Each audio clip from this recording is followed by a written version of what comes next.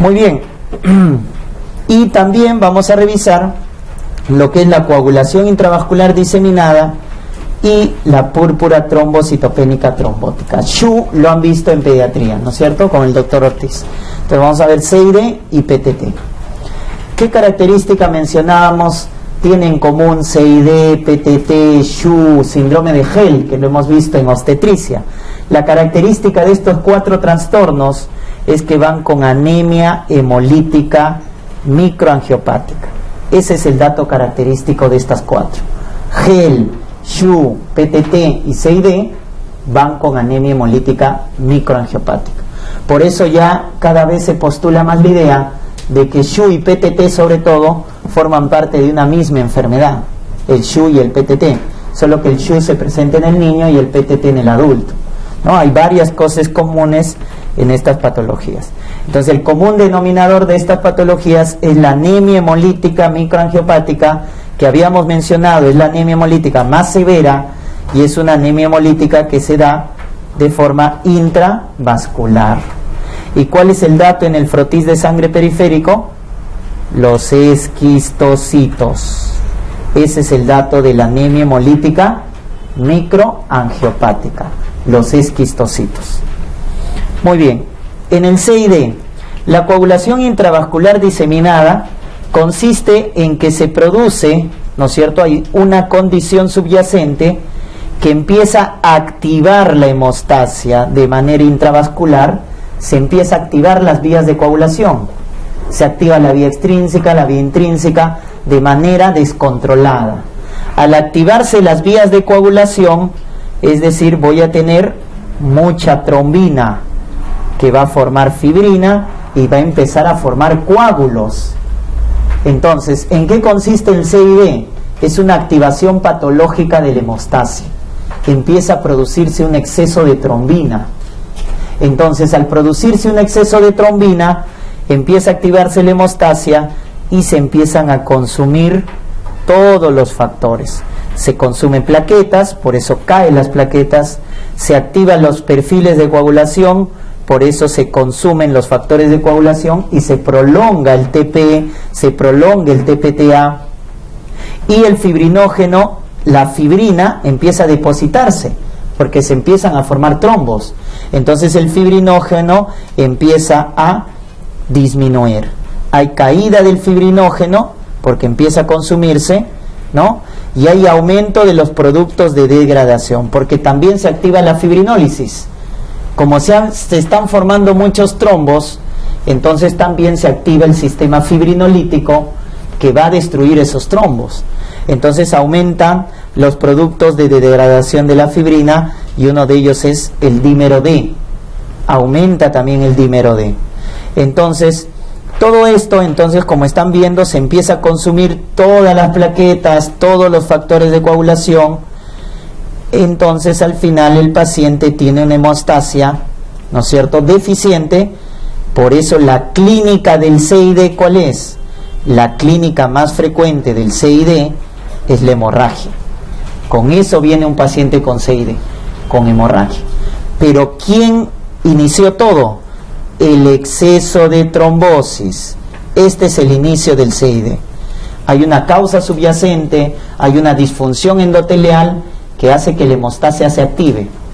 Ese es el inicio del CID, un exceso de trombosis que al final va a consumir todo y el paciente va a tener hemorragia.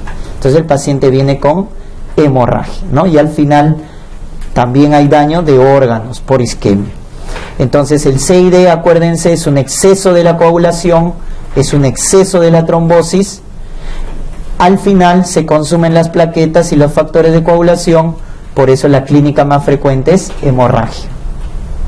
Etiología: sepsis por gram negativos.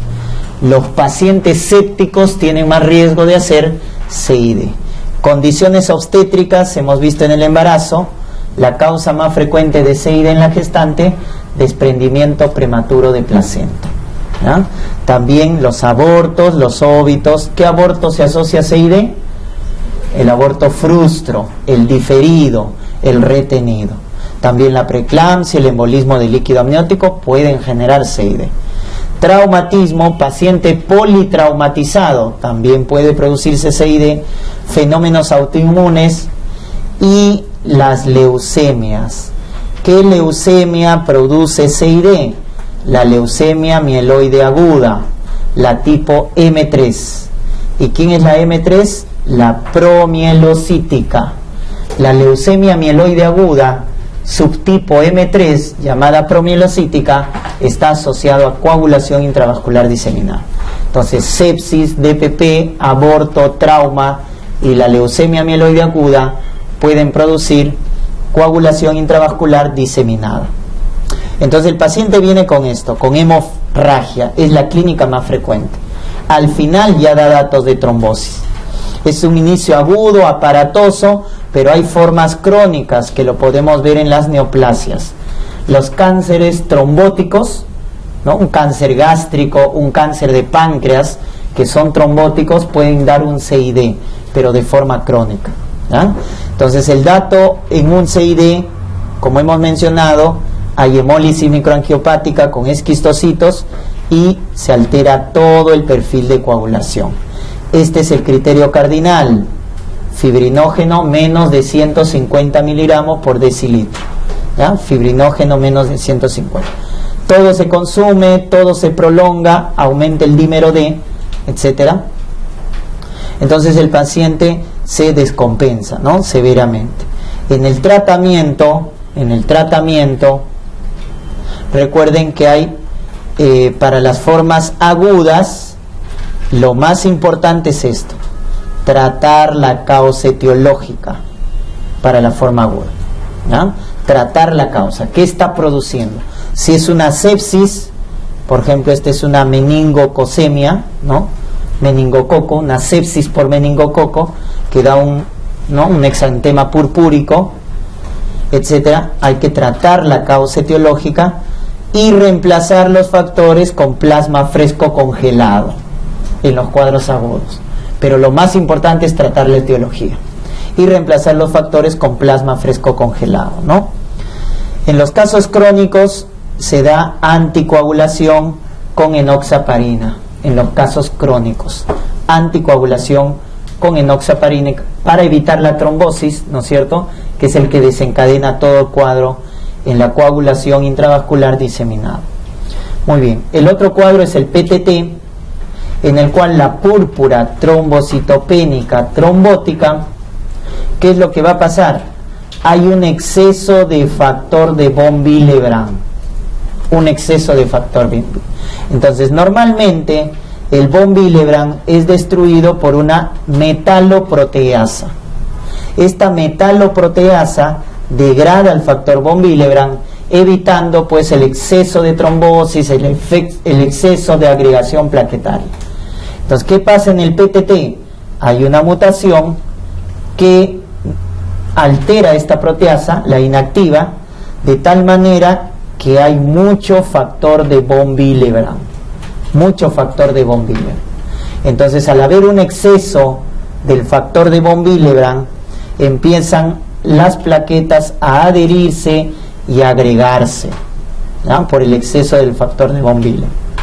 Entonces, el paciente con exceso del factor de von Willebrand va a tener trombos plaquetarios en exceso.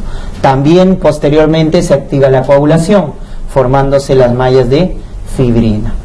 Entonces el paciente en la clínica, ¿qué va a tener? Hay una pentada, ¿no? PTT pentada, hay 5 signos.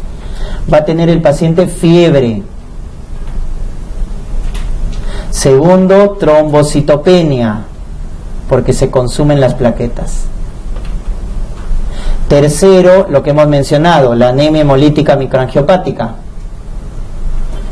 Cuarto, glomerulonefritis, falla renal.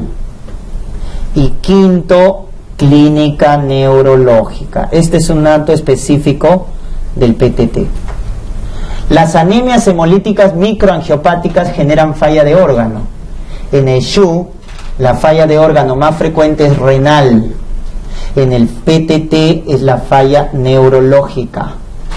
El paciente puede ser una falla neurológica desde leve, como una cefalea, escotomas, hasta grave, como una convulsión o focalización. La clínica neurológica puede ir desde clínica leve hasta clínica grave. Entonces el paciente puede tener cefalea, escotomas, puede tener convulsión, focalización, y eso caracteriza al PTT. Esa es la pentada del PTT: fiebre, falla neurológica, caída de plaquetas, anemia hemolítica microangiopática y glomerulonefritis con falla renal, ¿no? ¿Qué es lo que está acá? Miren, ¿cuál es la clínica más frecuente? La anemia hemolítica microangiopática. Esa es la más frecuente. Luego, ¿qué viene? La caída de plaquetas. Si en SHU lo más grave es la falla renal, en PTT lo más grave es la trombocitopenia. Luego, ¿qué tiene? Anormalidades neurológicas, desde grave, ¿no?, común de convulsión, focalización, coma, hasta cuadros menores como cefalea, confusión, etc. Entonces tiene anemia hemolítica, caída de plaquetas, falla neurológica, anomalía renal, falla renal, glomerulonefritis y fiebre. Esa es la pentada del PTT, ¿ah? La pentada del PTT. ¿Cómo hacemos tratamiento de la púrpura trombocitopénica trombótica? Damos corticoides y damos reemplazos de factores. El reemplazo de plaquetas, de factores de coagulación, etcétera. Por eso, una de las medidas también que se le da a un paciente con PTT es, aparte de las terapias de reemplazo, plaqueta, factor de coagulación, corticoides, es recambiar el plasma. Esta es una medida efectiva en el PTT, es decir, plasmaféresis. ¿Cuál es la medida efectiva en el tratamiento del PTT? Plasmaféresis. Es el tratamiento en un paciente con púrpura trombocitopénica trombótica, ¿ya? Entonces, en el CID, tratar la etiología y plasma fresco congelado. En el PTT, corticoides, plasmaféresis. Y en la enfermedad de von Willebrand, ¿qué le damos? Crioprecipitado. Recuerden que la enfermedad de von Willebrand es al contrario del del PTT, perdón. En la enfermedad de von Willebrand hay disminución del factor de von Willebrand. Por eso el paciente hace hemorragia en la enfermedad de von Willebrand. En la enfermedad de von Willebrand hay un defecto del factor de von Willebrand. Por eso se prolonga el tiempo de sangría y se prolonga el TPT, el tiempo parcial de tromboplastina activa. Y su tratamiento es crioprecipitado, ¿ya? En el PTT es plasmaféresis, ¿no? En el SHU es hemodiálisis por la falla renal severa, hemodiálisis, y suspender lo que viene a ser los antibióticos, ¿no?, en el problema con SHU.